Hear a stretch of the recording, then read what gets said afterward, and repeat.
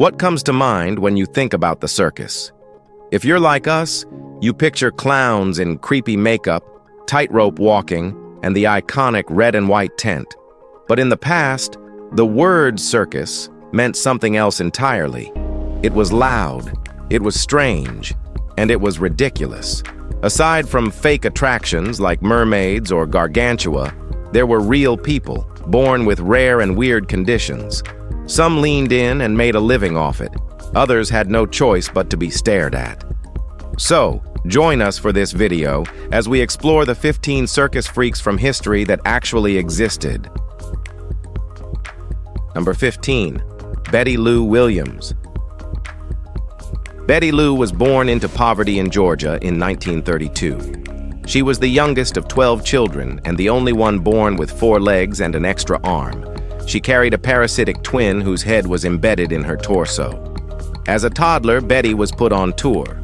By age 2, she was earning $250 a week thanks to her super rare condition. As an adult, her earnings multiplied, exceeding $1,000 per week. Her career didn't just support her, it paid for all her siblings' college education and even bought her parents a home later in life. But above all, Williams had a generous spirit.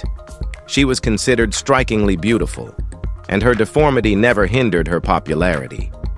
By 23, she was engaged, but her fiancé had darker motives. He stole her life savings and disappeared, like D.B. Cooper.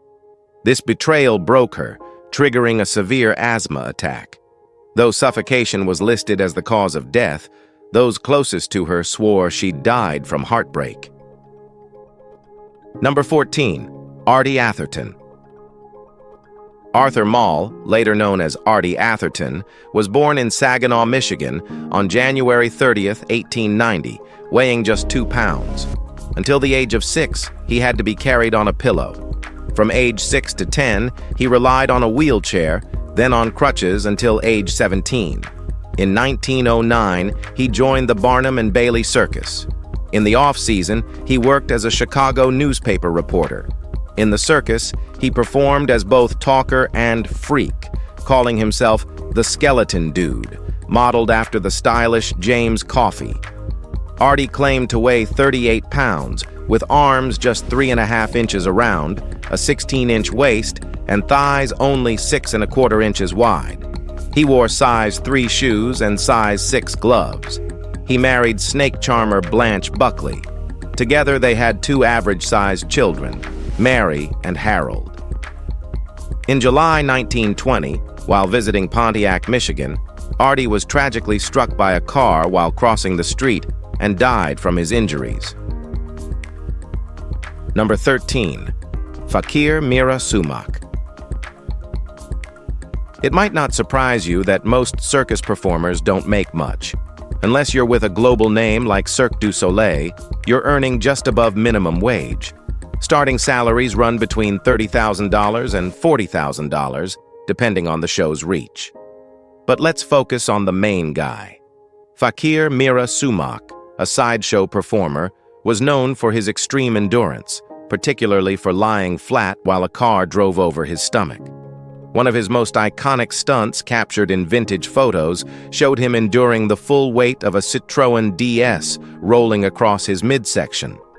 This daring act, often called the human anvil routine, was popular in classic circus culture. In the 1960s, he was photographed performing in the Grand Place of Brussels, Belgium. In circus history, a fakir was a performer known for physical resilience, inspired by religious ascetics from India who walked on fire or lay on nails.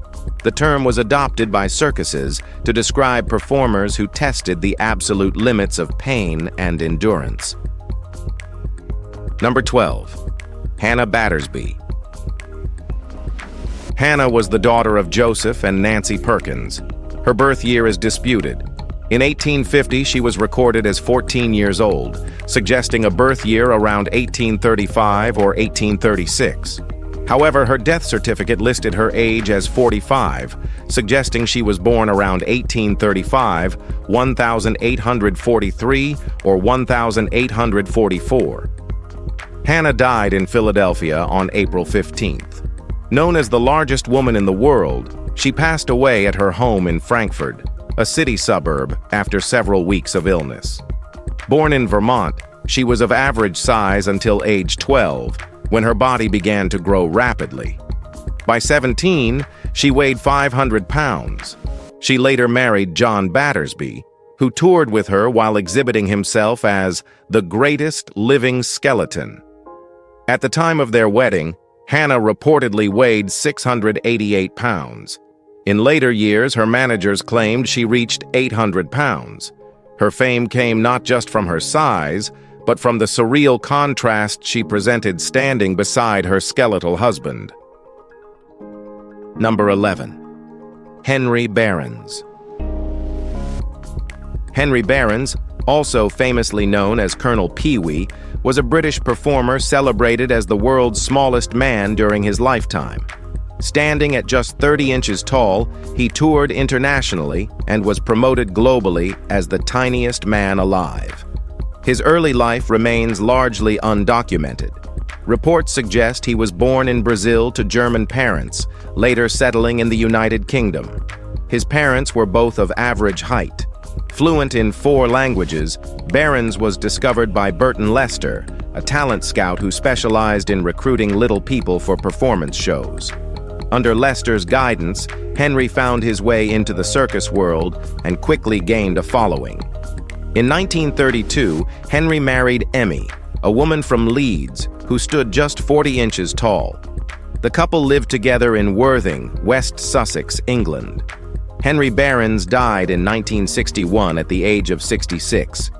Though his story is quieter than most, he remains a key figure in sideshow history for his charm, grace, and unmatched stature.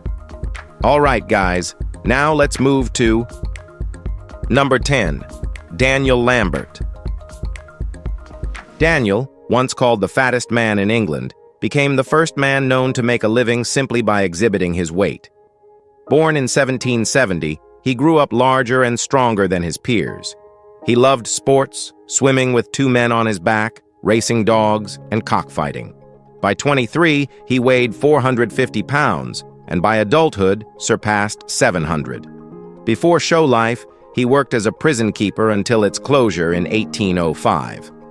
At first, he resisted turning himself into a spectacle, but financial pressures forced him to. In 1806, he relocated to London, where people paid to see him.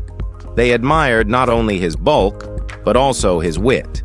When asked rudely about the cost of a coat, he retorted, "If I knew which piece your shilling paid for, I'd cut it out." Lambert toured until his death in Stamford on June 21, 1809. His coffin was so large it had wheels to lower it into the grave. Number 9. Leonard Borchardt. Leonard Borchardt, better known as Ufty Goofty, was born in Berlin in 1862. After emigrating to America, he reinvented himself as one of the strangest characters in California's eccentric late 19th century scene. Early on, he performed in dime museums, smeared with glue, covered in fur, and locked in a cage as the Wild Man of Borneo. His nickname came from the bizarre cries he shouted, "Ufty Goofty!" Later, he styled himself as a man impervious to pain. For a fee, people could strike him with sticks, canes, or even baseball bats. Legend says boxing champion John L. Sullivan once broke a cue over his back. Ufty also staged wild stunts, rolling cross-country in a wheelbarrow, mailing himself in a box, or eating quail competitively. He lived by self-promotion and outlandish acts, making himself a local legend in San Francisco and Texas. Though his final years faded into obscurity, Ufty Goofty remains remembered as one of the strangest and bravest hustlers sideshow history ever produced. Number 8. Trancha Cornelius Dr. Kever. Trancha is known as the tallest woman in history. Nicknamed de Grote Meid, the tall girl, she reached an astounding 8 feet 6 inches before her death at 17. Her parents, Cornelius Kever and Anna Powells, capitalized on her extraordinary size by displaying her at carnivals. At 9 years old, she already measured over 6 feet 7 inches, drawing royal attention. King Frederick V of Bohemia, Elizabeth of Bohemia, and Amalia of Solms-Braunfels traveled to meet the child who towered above grown men. Trancha's life was short. She developed cancer and died on July 2, 1633. Her epitaph read simply, Trancha Crelis, tall girl, 17 years of age. In Edam's town hall, a life-sized portrait shows her in civilian dress, holding keys and household items, painted perhaps more flattering than reality. Her shoes, European size 54, are still displayed in Edam, silent testimony to a life both extraordinary and heartbreakingly brief. Number 7. Martin Van Buren Bates. Martin Van Buren Bates, also called the Kentucky Giant, was born on November 9, 1837. By age 12, he stood over 6 feet tall and weighed more than 200 pounds. Eventually, he reached 7 feet 9 inches, weighing 475 pounds. During the Civil War, he served in the Confederate Army, rising to captain, before being wounded, captured, and later escaping. After the war, Bates worked as a teacher, then joined the circus. While touring in Canada, he met Anna Swan, an even taller performer. They married in London in 1871 in a highly publicized ceremony with gifts from Queen Victoria herself. Together, they settled in Seville, Ohio, building a custom house with 14-foot ceilings and oversized furniture. Their kids, both unusually large at birth, tragically died shortly afterward. Anna passed away in 1888. Bates remarried a woman of average height and lived peacefully until his death in 1919. He was a real star. Number 6. Jeanie Tomaini. Well, we've seen many unforgettable circus performers, but few as remarkable as Jeanie. Born without legs, she refused to let disability dictate her life. Instead, she turned it into the foundation of an extraordinary career. With incredible upper body strength, she stunned audiences with daring acrobatics and feats that left crowds amazed. Her story became legendary when she married Al Tomaini, a man towering over 8 feet tall. The striking contrast, a legless woman and a giant, made them one of circus history's most iconic couples. But their fame was never just about spectacle. Together, they ran their own show, proving that ambition, resilience, and partnership were what truly sustained them. Jeanie lived to 82, a long life by any measure, but especially for someone in such a demanding world with a rare condition. She was admired not only for her strength, but for her kindness, always supporting fellow performers. Number 5. Hiram and Barney. The wild men of Borneo were pure sideshow gimmickry. Hiram Davis, born in 1825 in England, and his brother Barney, born in 1827 in New York, were dwarves, each only 3.5 feet tall. In 1852, promoter Lyman Warner purchased them from their widowed mother. Warner invented elaborate backstories, renaming them Wino and Plutano, billing them as exotic savages from mysterious Borneo. Audiences believed it entirely. Warner even published a booklet, What We Know About Wino and Plutano, Wild Men of Borneo, describing their supposed capture. The brothers embraced their act, gibberish speech, wild antics, and exaggerated savagery. Wino portrayed the gentle poet, while Plutano played the mischievous trickster. Both were remarkably strong, often lifting audience volunteers with ease. After Warner's death in 1871, his son Hanford managed them until their retirement in 1903. Hiram died in 1905, Barney in 1912 at age 85. Today, the brothers rest together in Mount Vernon. Number 4. George Alexander Graten. George was the child of African slaves. He was born with piebaldism, a genetic condition marked by patches of pale skin across his body and face. His unusual appearance caught immediate attention. Plantation owner Mr. Alexander placed him under the care of overseer Graten, whose name he took. As an infant, he was shown locally for a fee. At just 15 months old, he was shipped to England and sold for 1,000 guineas, over $130,000 in today's money. In England, he became known as the beautiful spotted Negro boy, praised for both his striking skin and charming personality. Baptized in 1810, he was displayed relentlessly, sometimes up to 12 hours daily. The grueling schedule likely contributed to his early death in 1813 at only 4 years old. His owner, Richardson, buried him in Buckinghamshire. George's short life remains one of the saddest examples of childhood exploitation in circus history. Number 3. Levvenia Warren. General Tom Thumb remains one of history's most famous sideshow performers, yet less known is his wife, Levvenia Warren. She stood just 32 inches tall and weighed 30 pounds. Born in 1841, Levvenia's first career path wasn't in show business. For a year, she taught school in her Massachusetts hometown before joining her cousin's Mississippi River show at age 17. Not long after, she signed with P.T. Barnum. In 1863, she married Tom Thumb in a widely publicized ceremony that drew thousands of spectators.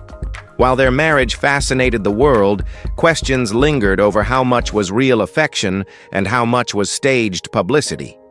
Even the couple's supposed child turned out to be another Barnum stunt. They remained married for 20 years until Tom's death from a stroke. 2 years later, Levvenia married Count Primo Magri, and together they toured as Mrs. General Tom Thumb and her husband. In private, she continued signing her name simply as Levvenia Warren. Number 2. Maximo Valdez Nunez. Maximo and his sister Bartola, both microcephalic, were born in Mexico to peasants, Inocente Burgos and Marina Espina. They were taken from their mother by a trader, Ramon Selva, who promised treatment, but instead sold them to a manager named Morris. Barnum soon acquired them, billing them as the Aztec children. Tiny, childlike, and limited in speech, they were passed off as living relics from a lost civilization. In the 1840s and 1850s, Americans fascinated with archaeology believed the story. Publicity claimed they were found in an ancient temple. They toured widely, meeting President Fillmore, appearing before European royalty, and even performing at Buckingham Palace. As adults, they were renamed the Aztec Lilliputians. In London, they were staged in a publicity stunt marriage, justified under false Aztec customs. Though still exhibited afterward, their popularity faded. Their final appearance came in 1901. Maximo and Bartola remain infamous symbols of sideshow exploitation and cruelty. Number 1. Betty Broadbent. Betty Broadbent, born in Philadelphia, became one of the most famous tattooed women of all time. As a teenager working as a nanny in Atlantic City, she befriended tattoo artists who inspired her to transform her body into a living canvas. Over her 40-year career, she collected 565 tattoos, covering nearly every inch of her body. Broadbent performed with Ringling Brothers Barnum and Bailey, Cole Brothers, and Sells Floto circuses. She appeared in John Hicks's Strange as It Seems at the 1939 World's Fair and even in Wild West shows, where she rode horses and bulls. Betty was admired for both her striking art and her poise, becoming an icon in an era when heavily tattooed women were rare. After retiring to Florida in 1967, she was honored as the very first inductee into the Tattoo Hall of Fame in 1981. Today, she's remembered as both a pioneer and a trailblazer who turned her passion for body art into lasting fame. If you've enjoyed this video, please like, share, and subscribe. Thanks for hanging with us, and we'll see you soon.